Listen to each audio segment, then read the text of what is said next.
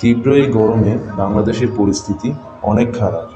আর সেই সময়ে সবচেয়ে ভালো লাগার দিকটা হচ্ছে বাংলাদেশের প্রতিটি স্থানেই ঠান্ডা পানি শরবত বিতরণের জন্য বাংলাদেশের জনসাধারণ মাঠে নেমেছে। এটা আসলে আমাদের জন্য অনেক বড় পাওয়া। সেই প্রচেষ্টায় আমরা আমাদের চেষ্টা থেকে 1800 এর উপরে মানুষের জন্য শরবতের আয়োজন করেছি।